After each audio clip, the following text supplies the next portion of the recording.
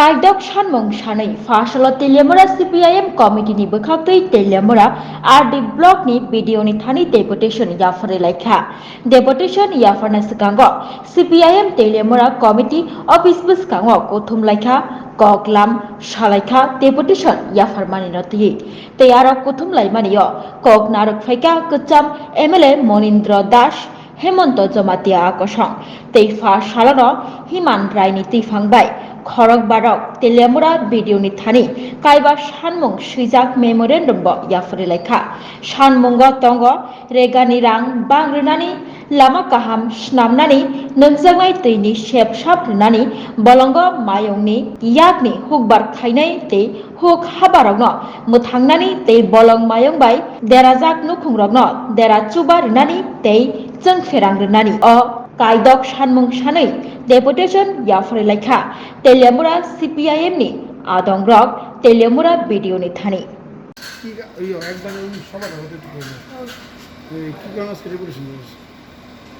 ভারতের communist party উদ্যোগে সারা রাজ্যেই জনজীবনের জ্বলন্ত সমস্যা সমাধানের দাবিতে রাজ্য সরকারের সংশ্লিষ্ট দপ্তরগুলিতে আমরা গণডেপুটেশনে মিলিত হচ্ছি।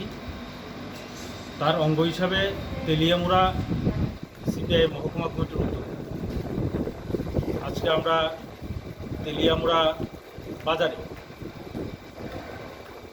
সভা সংগঠিত করছি এবং এখন আমরা তেলিয়ামুড়া ব্লকের আধিকারিকের নিকট 5 জনের প্রতিনিধি দল জনস্বার্থ সংশ্লিষ্ট দাবি নিয়ে ওনার কাছে ডেপুটেশনে মিলিত হয়েছে।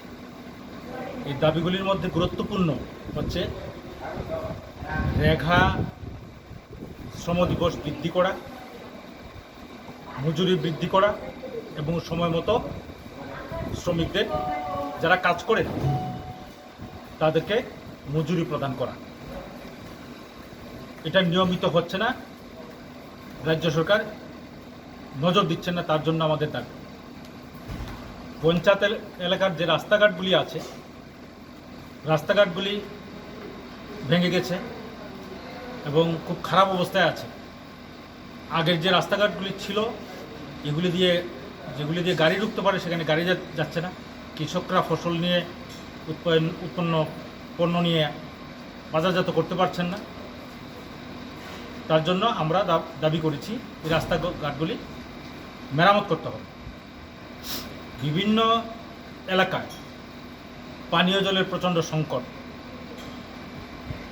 প্রচণ্ড খরা, এই দাহের মধ্যে মানুষ পানীয় জল পাচ্ছেন না। আমরা যেটা দেখলাম, এই যে অটল জলধারা মিশনের মাধ্যমে বাড়ি বাড়িতে পাইপের ব্যবস্থা করা হয়েছে, তাতে দেখা গেছে পাইপগুলি দিয়ে জল আসছে না এবং যে চোর্সগুলি ছিল আগে, এই চোর্সগুলিও নষ্ট হয়ে আছে। এগুলিকে অতি সত্বর সংস্কার করে পানীয় জলের ব্যবস্থা করার জন্য আমরা দাবি করেছি। বিদ্যুৎ দেখা যাচ্ছে একটু ব্লক হেডকোয়ার্টার থেকে একটু দূরবর্তী স্থানে গেলে যদি বিদ্যুৎ চলে যায়, এটা পরের দিন 10টা পর্যন্ত আর বিদ্যুৎ আসছে।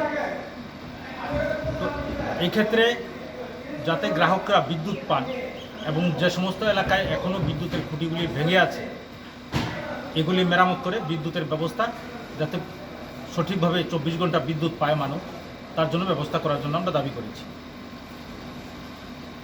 কৃষি এটা বৃহত্তর উৎপাদন ক্ষেত্র এবং ভারতবর্ষ কৃষি প্রধান দেশ। কৃষকরা তার কৃষি ফসল উৎপাদন করার জন্য যে সেচ প্রকল্পগুলি আছে, এই সেচ প্রকল্পগুলির মধ্যে এলআই স্কিম আছে। এখানে চাকমাঘাট ব্যারেজের 2টা ক্যানেল আছে, রাইট ব্যাঙ্ক এবং লেফট। তারপর ডিপ টিউবওয়েল আছে। এগুলিতে দেখা গেছে এলআই স্কিমগুলির মধ্যে মোটর 3টে আছে, 2টা নষ্ট, একটা চলে, একটা নষ্ট হয়ে গেলে কৃষকরা জল পাচ্ছেন না।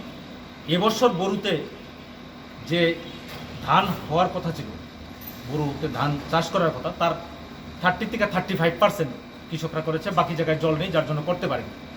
তো স্বাভাবিক কারণেই কৃষক একদিকে সবজি, অন্যদিকে ধান বা যেখানে জলের প্রয়োজন, জল ছাড়া তো আর কৃষকরা কাজ করতে পারবে না, সেখানে জলের সোর্সগুলি নষ্ট হয়ে যাচ্ছে। এগুলিকে ঠিকঠাক করে অতি সত্বর কৃষকদের জলের ব্যবস্থা করার জন্য আমরা দাবি করেছি। এবং উৎপাদিত ফসল বাজারজাত করার পর দেখা যাচ্ছে কৃষকরা প্রকৃত মূল্য পাচ্ছে না, মাঝখানে ফরিয়াররা বেশি সুযোগ নিচ্ছে, কম দামে জিনিস কিনছে, বেশি দামে বিক্রি করছে।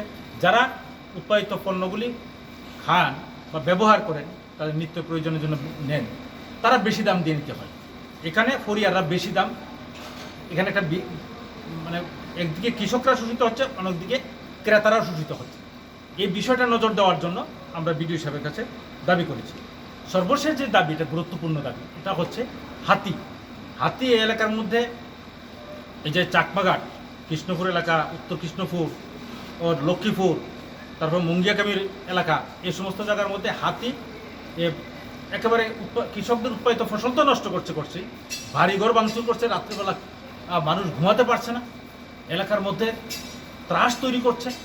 মানুষ দিনের বেলা পরিশ্রম করছে উৎপাদন করার জন্য, কৃষি সবজি ধান উৎপাদন করার জন্য পরিশ্রম করছে, রাত্রেবেলা আবার ঘুমাতে পারছে না। আবার এখানে প্রায় 15 থেকে 16 জন এই পর্যন্ত হাতির আক্রমণে মারা গেছে।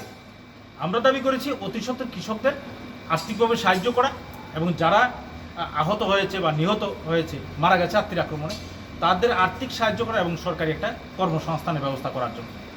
তো বিডিও সাহেব বলেছেন এগুলি ওনার নিশ্চয়ই গুরুত্ব দিয়ে দেখবেন এবং লাইন ডিপার্টমেন্টগুলি করলেও কথা বলবেন, এবং যত তাড়াতাড়ি পারা যায় এগুলি সমস্যার সমাধানে একটা